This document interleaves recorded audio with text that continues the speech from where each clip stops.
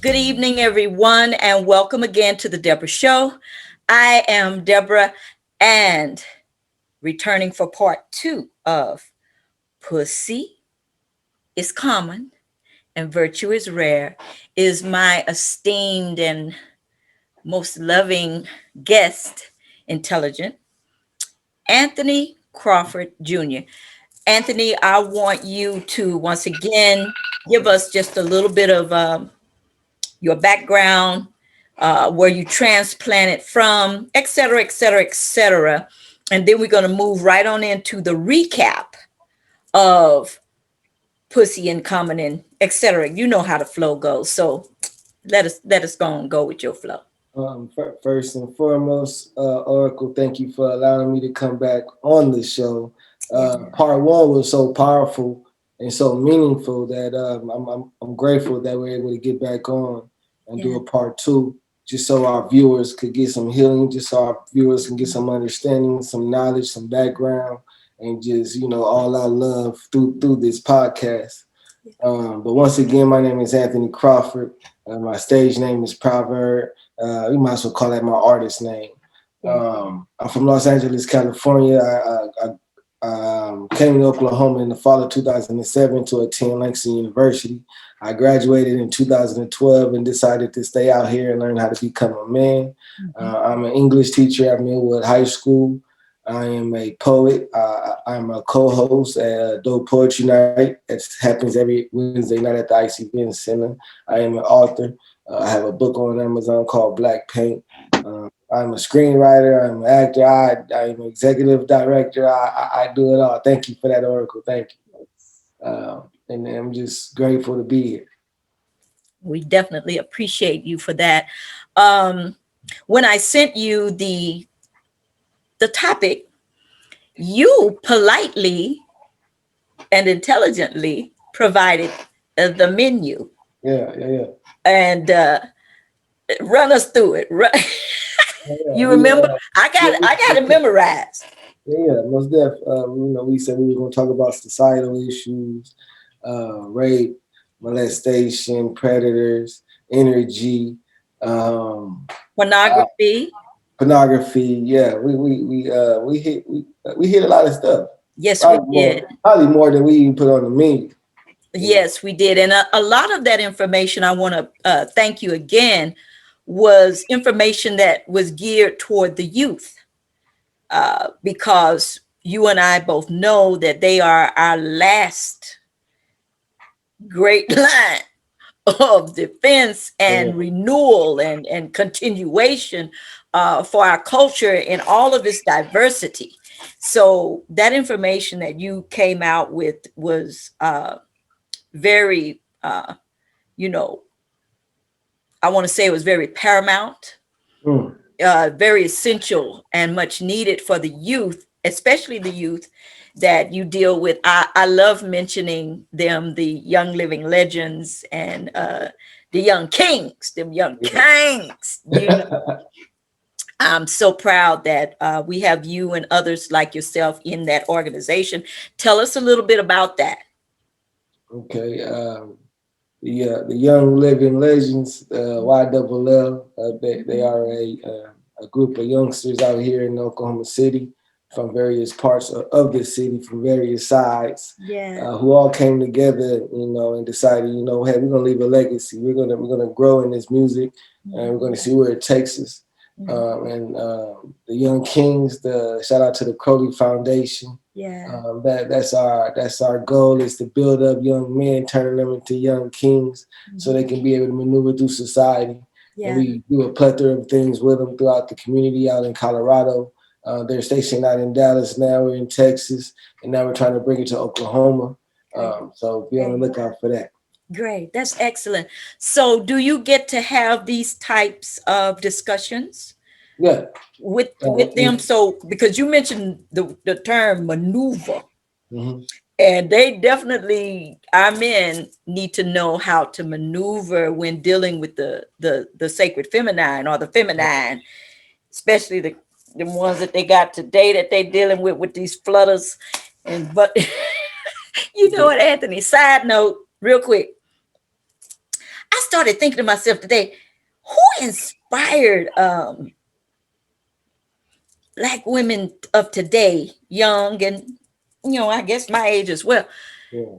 to start wearing these eyelashes, man? Was it Mm.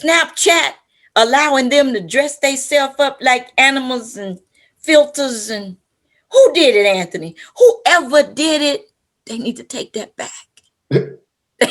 They need to, ladies, I, sisters. I thought that originated, in the ancient times, through wigs and through, face paint, and I thought that's where that came from. No, Teach me the something. most decorated creature in nature for attracting, the law of attraction is the Mm-hmm. males. Mm. They are the only ones who get to just be all out there like that, just decorated down and able to, you know what I'm saying, because Yeah. they use that to attract the females. And even the Watanabe tribe in Africa, the men get together and make themselves look all good and get into a contest, because in that tribe it's that one is a polyandry Mm. tribe, where the women can have as many husbands as they like, because they own all the property. Okay. So it's a very, very matriarchal society. So no, none of our so-called uh, empresses or queens, for the lack of a better term. No, no. So it had to come from a European concept then, because Queen Elizabeth, these individuals wore the makeup, wore the hair, wore the glamour, these type of things that we see. Yeah, yeah. So that was just a side note. Uh, and I'm very pleased. It pleases me to know that you have these types of discussions with the young men that you are mentoring, and Yeah. definitely have this discussion with them about pussy being common, and take them through it intelligently, so that they know that there is an intelligent way to maneuver and to respond and to deal with the feminine, red, yellow, black, white, the all women trips, whatever you want to call it. Uh, Cool. protect our men. Please do protect our men. And for the young ladies who are willing to listen, I definitely, will do my part. So let's just recap societal issues that Mhm. you deal with the youth as an educator. Run us through that. When it comes to societal issues, we have to understand that technology is becoming the source of communication Mm-hmm. for our youngsters. Our parents aren't giving our kids books; they're giving them tablets. Mm-hmm. So we have to understand the mentality and the method that's going on in these kids' minds as they look at life. Because we're losing them through that. Kids are, a kid today, I told him, you're going to have to read in this class. He Right. looked at me, he looked at it like it was a disease. I said, brother, just how you have a body, just how, you want to lift weights and run and keep your body strong and healthy. That's what you have to do for your mind. So what are ways that we develop our mind? Mm-hmm. And I had to run down those things. These are societal issues that we're dealing with because we don't know the outcome. Well, we do know the outcome. Mm-hmm. Suicide rates, homeless rates, poverty. We see what's happening through this technocracy. I try to say democracy, but I try to put technology in front of it. But Mm-hmm. it's just there's no You telling could say tacrosity. techocracy. Oh, I Tacrosity. like that. All Yeah, right. techocracy. Yeah. Ooh. Yeah. Yeah. So Yeah. I'm gonna have to write that down. Yeah. But yeah, so we have a different generation of adults coming that's gonna be influenced by governmental programs like the real pandemics I just named as far as Mhm. poverty. Yes. Some people going through. you know, different avenues to, you know, make it in their life. So like, you know, they become criminals, you know, some end up dead, you know, don't even really get to live a life. So Right. it's multiple outcomes that this government, this box, this society does to us. And you know, I just like to, you know, remove the veil from it so we can see, all right, this is what society does to us, and let's talk about it. Let's see how we could combat that. Let's see how we could avoid those outcomes. And until Right. then, it's going to continue to happen. Right. So, um, in keeping with what you're saying, you know, they got uh, notebooks, you know, computerized notebooks and everything. So when we're talking about the societal issues that they are basically dealing with, even with, we go straight into relationships, Mm-hmm. um, dealing with rape, molestation. Some of them have experienced being sodomized. And then with all of that coming into your classroom, and then watching them or sometimes catching them and cautioning them that this is not the place to try to, you know, hook up, you know, with each other. And do y'all even understand how to hook up and why you're hooking up, Mm-hmm. and to give them direction, you know, to bring them back to understanding how they complete each other or complement, you know, each other. What do you do when you see that kind of energy going on in your classroom, or when y'all, the young living legends and the young kings are together, and then you overhear them talking about, man, this chick, man, this bro, you know what I'm saying? What do you do with that? You know, we never want to, you know, attack a kid. You know, when they Mhm. say certain things, that you be like, okay, hold on, this is a teachable moment. I got to say something. I can't let this child Right. move along like this is cool. You know, because I know what that leads to. Mhm. So it's all about asking the right question. Like, hey man, what did you just say? What does that mean? What energy is that giving off? Without sounding confrontational when you Yeah, ask them. yeah. I try not to be condescending, and I say, Mhm. "Hey, man, you got to." Sometimes, you know, depending on the depth of the comment or the situation, I say, "Hey, man, you got a little sister, you got a mother, don't you? Or a big sister? Or who don't you live with? Don't you live with some women? All right. What if somebody said that about them? We gotta put it in different context. Like you gotta, it's a different way you gotta be. It's all about respect right now. You have to understand and learn that, or you're gonna grow up and thinking that, you know, you know, you don't grow up in misogynistic mindset. And once you get into a misogynistic mindset, you already loses the woman respect. Now you're gonna be trying to manipulate your way to some pussy. Now you're gonna try to buy your way into some pussy. Now you're gonna rape your way into some. Now you're gonna have to prey on these women. See, these are habits that we have to break. Mhm. It all started with getting rid of that misogynistic mentality that we had towards our women. Right. You mentioned in our first segment about over sexualizing women, our women, you know, you, as far as, you know, women in general, but particularly Black women, over sexualizing them. Um, what if the females that they're around aren't setting good examples, Mm-hmm. and their behavior and mindset about the feminine stems from the toxic experience of, you know, their environment, Mm-hmm. then, and they come back at you and say, well, you know, what I live with, as far as, you know, my mama ain't shit, my sister ain't shit if they got one, my auntie, you know, if they just come from a whole environment of females that just ain't shit, what do you Mm-hmm. do with that? Man, you gotta introduce them to something new. Mm-hmm. You know, you gotta introduce them to a queen. Like at my school, I'm the sponsor for the student council. And Mm-hmm. on Fridays, we do a student leadership training. And Mm-hmm. I bring people from the community to come in and facilitate a workshop and Right. talk to them about, you know, things that they want to talk about. And I bring women in there who they never, you know, heard speak and you know, in a different manner, in a different tone, with a different view. You know, they never hear any queens come around them and really talk to them about a real life issue, like, you know, things that they may be going through or womanhood. You Mm-hmm. know, so I provide that for them. You know, we got to provide these examples. We got to provide these Right. people.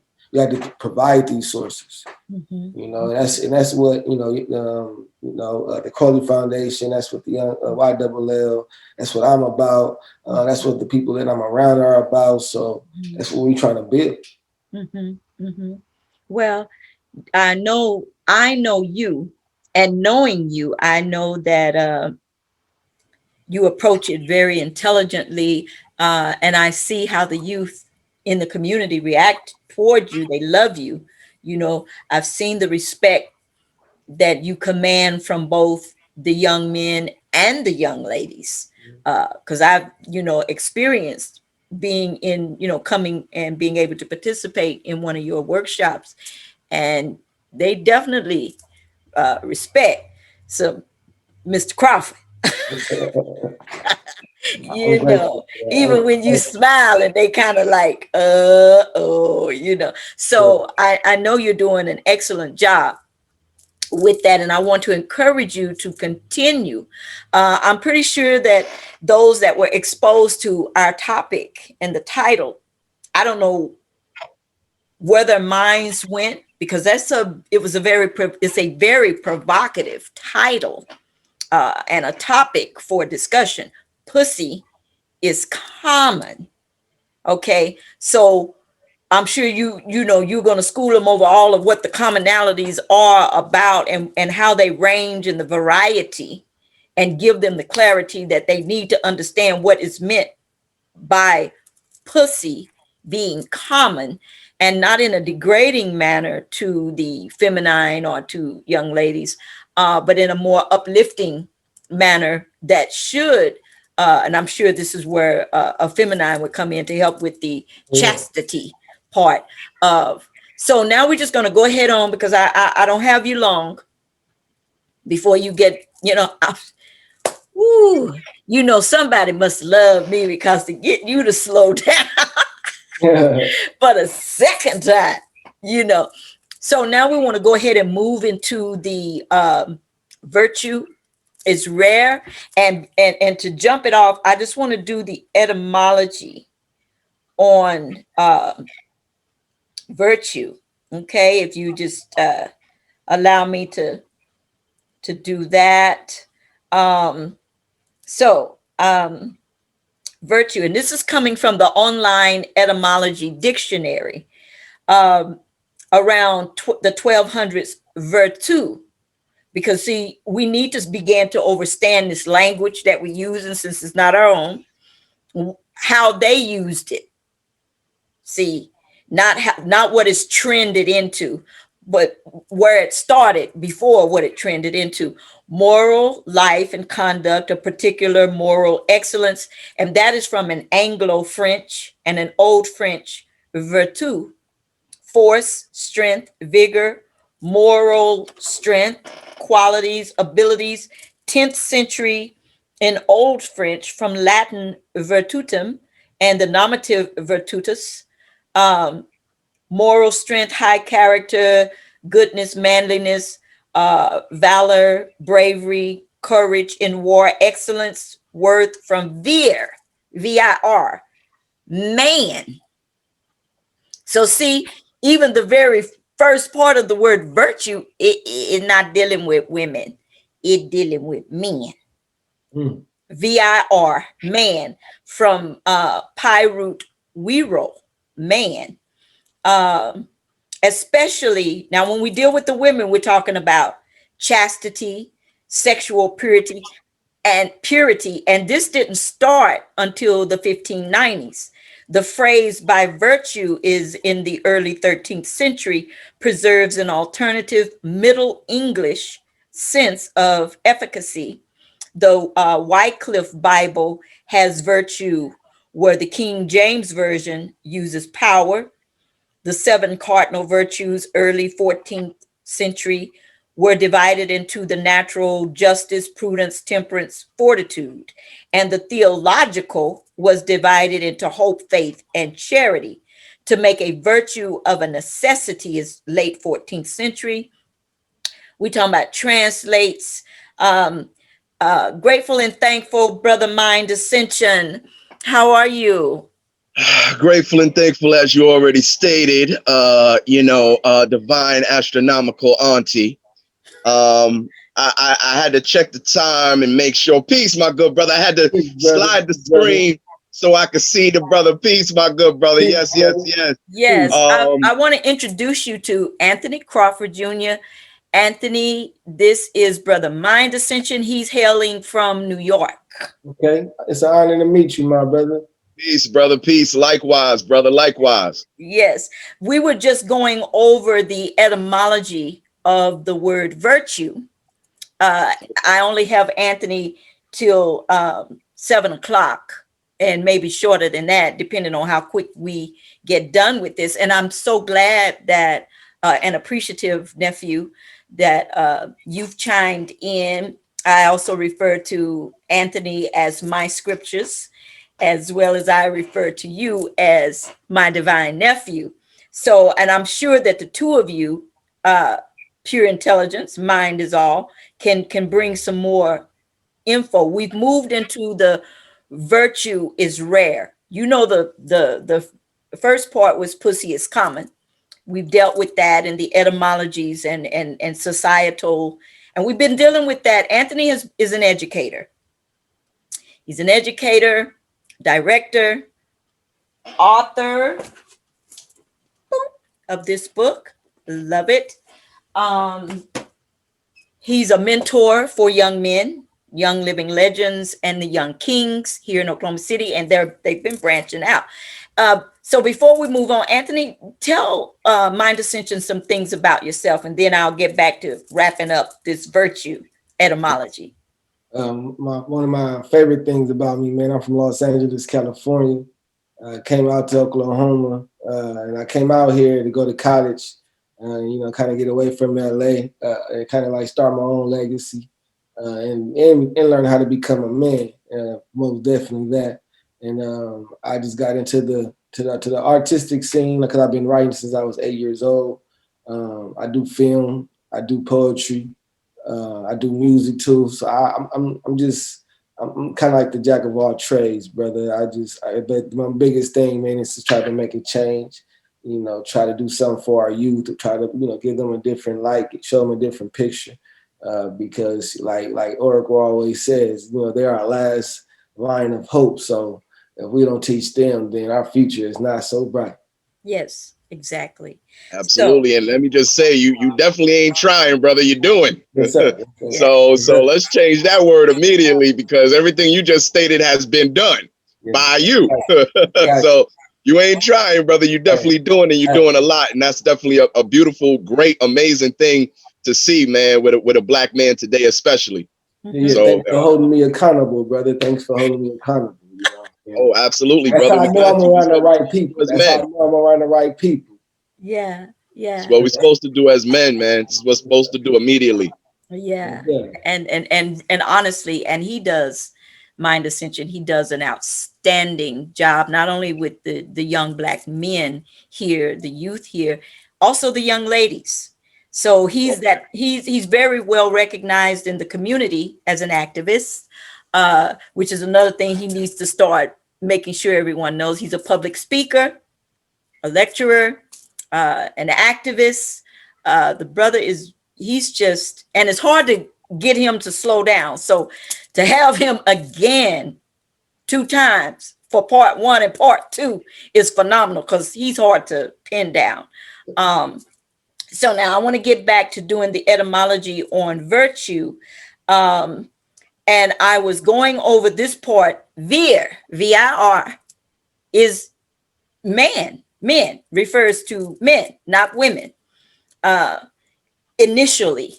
And since this is a language, we're using a language that's not our own, we need to understand and come to an understanding of how the Europeans used it and what it's trended into, and now what we just accept, like we understand where it came from and why we're saying it and applying it to women, when virtue ain't got nothing to do with a woman.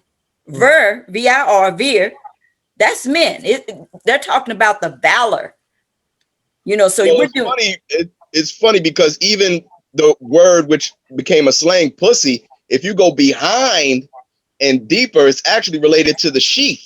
And it comes from a term of the sheath, which usually either goes over the sword or over the lingam or over the penis. Okay. So everything, when you're utilizing European dialect and European etymology and so on and so forth, it always going to relate to some way, shape, or form to the female. To the male first most of the time. And then the funny thing about it, if you go even further, to be honest with you, when we're dealing with Greek and Latin and so on and so forth, we're really dealing with essentially African or Moorish dialects that became adopted by Europeans through the time. Because I think a lot of times we give Europeans way too much credit. Because number one, they didn't create any language at all. If you go back to Europe in the time of the Moorish rule, all the 5 Latin language come from the Moors. All the even the Russian language comes from what's his name? Alexander Pukin, who was a Moor. So we're talking about Black people who civilized Europe and then integrated these. Because remember, Moors were master linguists. Yes. That's why they brought Moors on the ships when they came to America, so they could know the language of the native people. And a lot of Moors don't want to talk about this part because this is the ugly part of their history. We're all Moors technically, but this is the ugly part of that Moorish history, is because if it wasn't for the conquistadors knowing the language of the indigenous people of the land, they would have never let the settlers in. And they came in and they pushed all of that. But not to, go all over the place. But everything comes back to that male principle most of the time. When you're dealing with Europe. Yes. We needed that, brother. We needed that info. Yeah, bro. I'm here. Well, let's go on. Let's talk. Okay, we gonna go on. Question. I had a question. So with virtue starting with men, does that mean that virtue is our responsibility? Is this our duty? To get to. Well, remember, she said the prefix vir, vir. Yeah. Am I right or wrong, Auntie? Yes. It says the vir has to do with around the 10th century in Old French. Vir, vir, man, excellence, worth, manliness, valor, bravery, courage. Now notice, 10th, not to cut you off, but notice 10th century, that's not ancient. So what you're dealing with is something. See, what they like to do is they like to remove the primordial aspect, because I'm sure if you just type in virtue and see the definition, I'm sure eventually it will relate to Latin. Latin is older. Yes. So, and then you got to remember, Latin is how would you say, a distortion of Greek, and Greek is older. See, we could take the languages all the way back to Medo Necha. So what I'm saying is they choose one place to start from. It's just like how the church does. They choose Adam and Eve to start life. Right. But we know already that we have much, much, much more scripture that's by far way older than the Christian aspect or Adam and Eve. We know that for a fact. We know for a fact that we got genetics on this planet that go back at least 200,000 years. And they want to tell you that the earth is 6,000, 10,000 years old. Right. So now keeping what you're saying, we've already went through the Latin, which is virtutum. Yes, there you go. All right. And the nominative is virtus, meaning moral strength, high character. And the pi root is viro, which is man. Now, and it wasn't when we're thinking about, because most people like to think about virtue applying to women. Yet, according to the etymology online dictionary, chastity, chastity and sexual purity from around the 1590s, the phrase by virtue during the early 13th century, now stay with me, preserves an alternative Middle English sense of efficacy. And the Wycliffe Bible has virtue, where the King James Version uses power. The 7 cardinal virtues, the early 14th century, were divided into the natural: justice, prudence, temperance, fortitude, and the theological was hope, faith, charity. To make a virtue of a necessity translates Latin verserire de necessitate virtutum. Now, this is the last part. Vir, Latin, man. Virtutum, Latin, moral strength, high character, goodness, manliness, valor, bravery, courage in war, excellence, worth. Virtu, Old French, force, strength, vigor, moral strength, qualities, abilities. Virtu, around the 1200s, moral life and conduct, a particular moral excellence. And then it says virtue when we're dealing with the noun. So the topic, and we're moving into the healing aspect, Mind Ascension, because we've already done the pussy is coming and the etymology, and I'm glad that you brought in some fresh information, because we really are wanting to target the youth. Us grown folks who think we know everything, uh we gonna let grown folks do and think what grown. I'm gonna leave that up to you, Mind Ascension, to deal with the grown peoples when it comes to dealing with pussy and educating them in the grown folk way. uh Anthony is an educator and deals with the youth, and so with him being the special guest, Anthony, and now we can all say or realize that virtue is rare, has nothing to do with the idea of pussy being common, because the first part of pussy, we were dealing with the feminine. Would we agree, Anthony? And Mind Ascension. So because that term, when it's applied to effeminate men only, are referred to as pussies. But now we're actually moving into a masculine. When we talk about virtue is rare, we really ain't talking about the women now, Anthony. You see, we're talking about men. Y'all being virtuous. I know in the Bible it's talking about he who finds a virtuous woman, da da da da da. That's the wrong connotation and context. No, it should be the female who finds a virtuous man, finds a good thing. Okay, that's my take on it. Come on with it, Anthony. Move us into that virtuous character of a man, and the valor and what you deal with when you're dealing with the young living legends and the young kings. Let me say first, all the information I've been getting about this word virtue has just totally like rescripted my initial take on that, because when I think of being virtuous, I think of being disciplined. Many men are not disciplined. We think with our nuts or we think with our knuckles. So it's to teach them and show them a discipline that they never seen. Then he's got to think about, okay, who's the father figure in their household, because that man's discipline is going to rub off the young men. If there's no father in the household, then who has the child look forward to as far as discipline? How disciplined is the mother? How disciplined is the guardian? How disciplined is the grandparent? Because that's what they're going to need in order to, I hate to use the word survive, but to make it in this society. Especially being disciplined when it comes to your nuts, because there's social media, there's pornography, there's all these entities, there's all these energies out here that will really draw them in, and we'll make unconscious decisions. And this is coming from somebody who made these unconscious decisions, who know men who continue to make unconscious decisions.